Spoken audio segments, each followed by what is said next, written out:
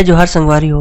अगर आप मन ला हमार वीडियो पसंद ही तो वीडियो ला लाइक करो और चैनल ला सब्सक्राइब जरूर करो और हाँ बेल आइकन ला जरूर दबाओ ताकि हमार नवा अवैया वीडियो आप मन ला सबले पहले मिले।